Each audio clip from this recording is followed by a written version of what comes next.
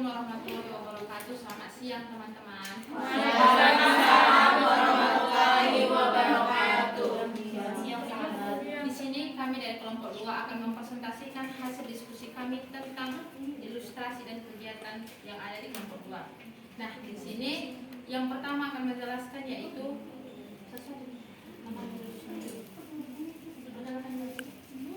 sebelum kita memulai presentasi, saya Fitri Dayanti sebagai moderator, Saya Nurumi Saleha sebagai penyaji. Saya Nining Srihati sebagai penyaji. Saya Sylvia Damayanti sebagai penyaji. Saya Ivani Atalia sebagai penyaji. Saya Wina Ramadana sebagai penyaji. Saya Wina Siregar sebagai penyaji. Saya Suti Lestari sebagai penyaji. Baik, presentasi yang pertama akan dimulai dari Umi, kami persilakan. Baik, untuk pertanyaan pertama, yaitu kegiatan mana yang sering Anda lakukan, kegiatan 1, 2, atau 3, dan mengapa kelompok Anda memilih kegiatan tersebut.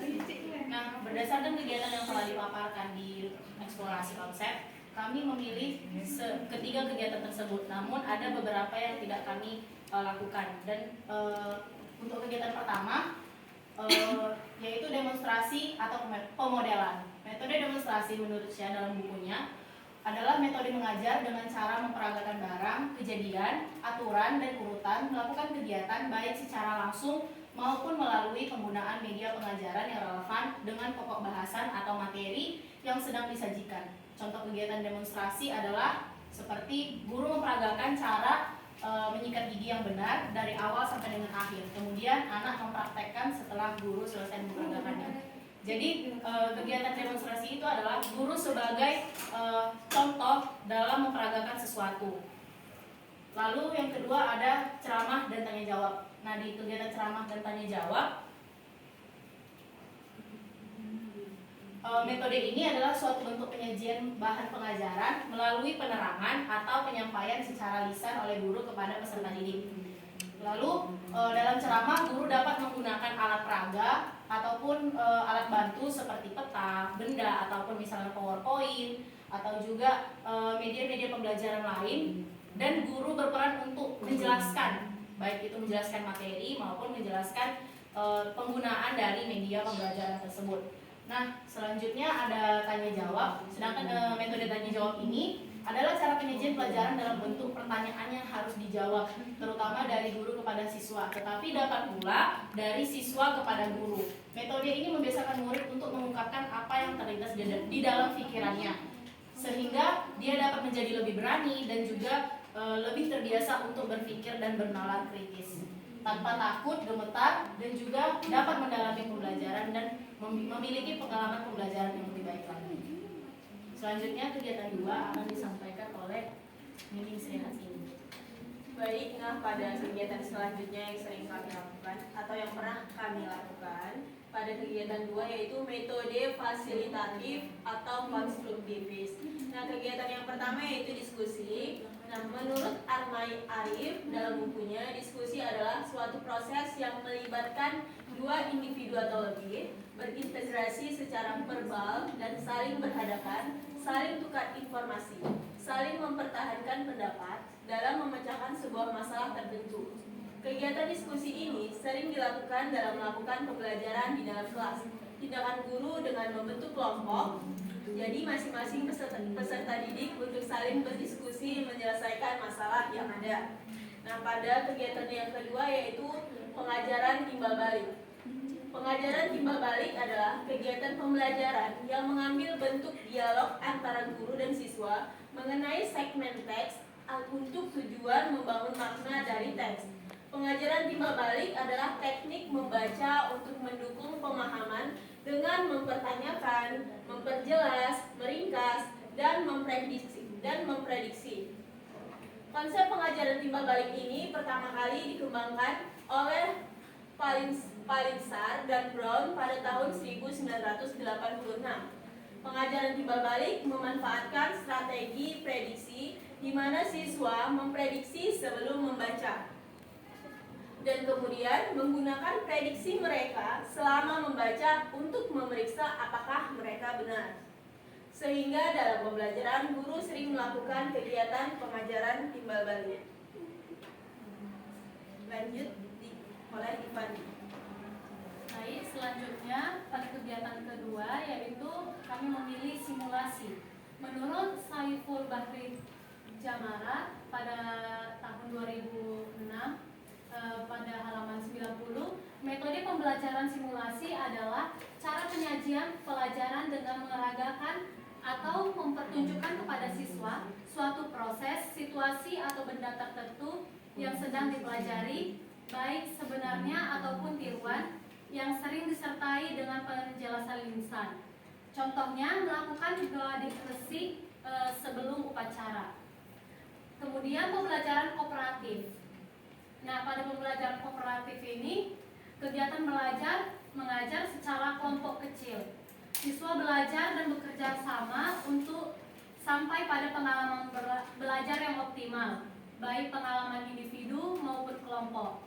Pembelajaran kooperatif ini peserta didik dibentuk dalam kelompok-kelompok kecil untuk berdiskusi. Kemudian kelompok ini mempresentasikan di depan kelas kepada kelompok-kelompok yang lain. Begitu dari saya kembalikan kepada moderator. Baik, akan dilanjutkan oleh Mina Ramadan. Baik, selanjutnya saya akan menjelaskan pada kegiatan 3. Sebenarnya di kegiatan 3 ini ada 2 pilihan, yaitu pertama umpan balik atau pembinaan, dan yang kedua praktik terpadu. Nah, kelompok kami memilih menggunakan umpan balik dan pembinaan.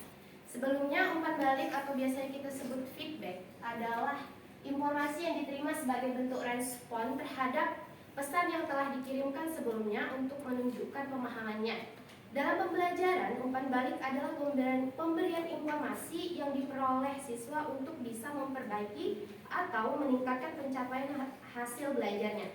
Melalui umpan balik, peserta didik mengetahui sejauh mana bahan yang telah diajarkan dapat dikuasainya. Sedangkan untuk pembinaan adalah segala upaya yang dilakukan dengan teratur dan terencana untuk membimbing dan mengembangkan kepribadian seseorang sesuai dengan bakat dan minatnya agar menjadi pribadi yang lebih mandiri.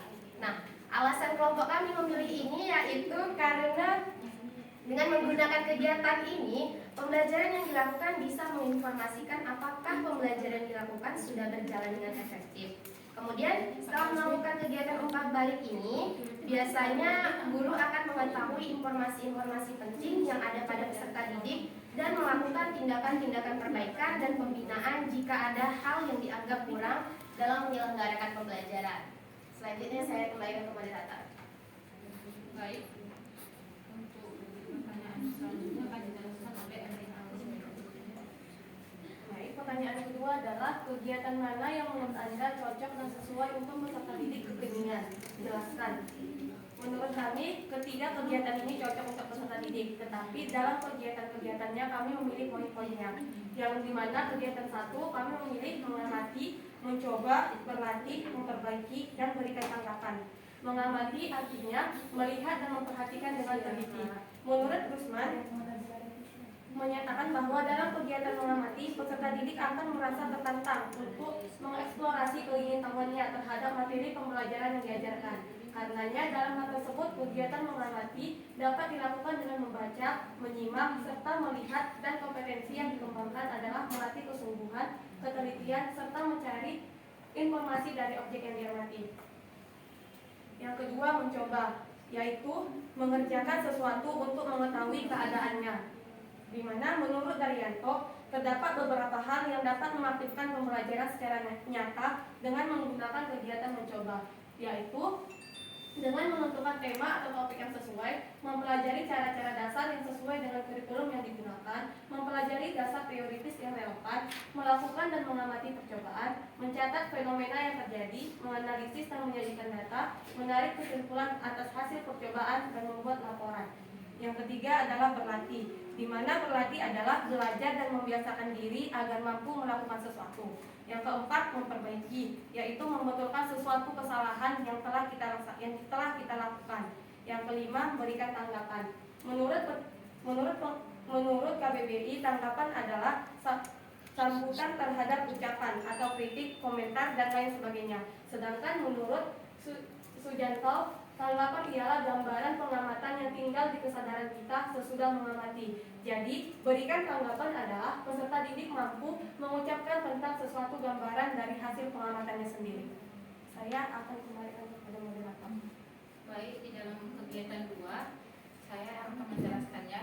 Ada beberapa poin di dalam kegiatan 2, tapi kami memilih yaitu berkolaborasi, mendukung orang lain, jawab dan jelaskan tantangan dan menyusun. Di mana di tahap kolaborasi menurut Khairul Saleh yaitu pengertian dari kolaborasi itu berasal dari ko dan labor, yang berarti penyatuan tenaga atau peningkatan kemampuan untuk meraih tujuan yang telah disepakati bersama. Kata kolaborasi cenderung digunakan ketika proses penyelesaian kerja melalui lintas batas, sektor, dan hubungan. Jadi kolaborasi adalah terjadinya kerjasama di antara 2 atau lebih orang atau institusi yang saling mengerti permasalahan satu sama lain dan berusaha memecahkan masalah secara bersama-sama. Seperti halnya dalam bergotong royong, itu kan ada adalah salah satu sikap berkolaborasi. Nah, di yang kedua yaitu mendukung orang lain. Mendukung orang lain adalah salah satu cara terbaik dan efektif untuk mengatasi masalah, di mana itu akan memberikan dorongan untuk lebih semangat lagi dalam melakukan apapun. Seperti contoh dalam kerjasama tim. Dalam sebuah kelompok tidak perlu adanya dukungan atau tim perlu adanya dukungan yang membuat kelompok tersebut untuk lebih semangat dengan cara memberikan saran atau tanggapan yang baik untuk membantu kelompok itu lebih semangat lagi. Yang ketiga yaitu jawab dan jelaskan. Jawab adalah sebuah tanggapan atau pendapat dari sebuah pertanyaan. Sedangkan jelaskan yaitu menguraikan dan menerangkan secara terang dan detail. Contohnya seperti guru menjelaskan sebuah materi agar peserta didik lebih mengetahui tentang materi tersebut. Yang keempat yaitu ada tantangan, di mana tantangan adalah suatu hal yang bertujuan untuk membuka kemampuan.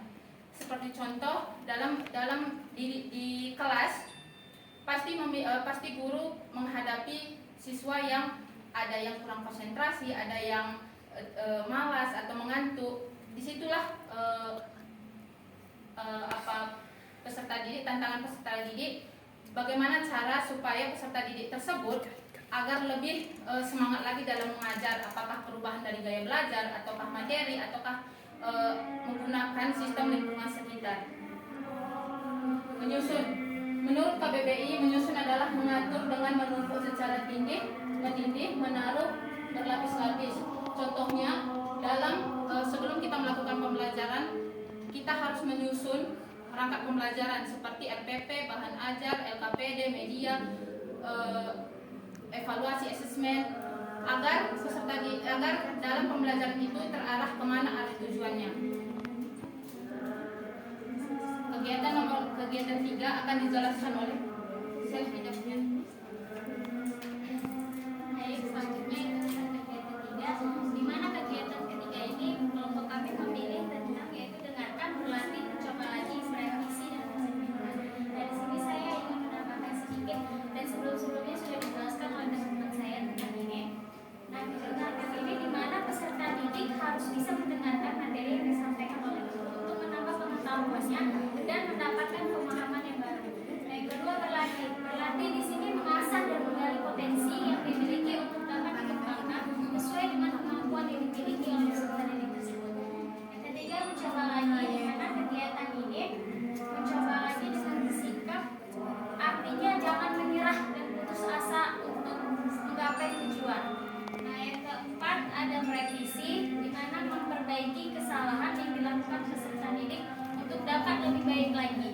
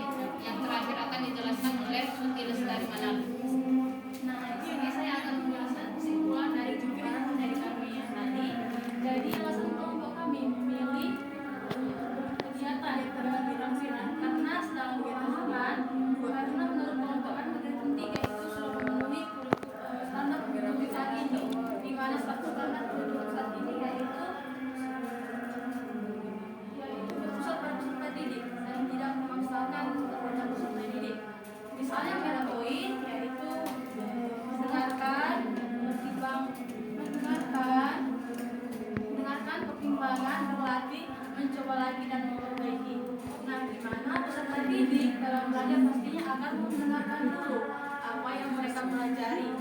Lalu setelah itu pertimbangan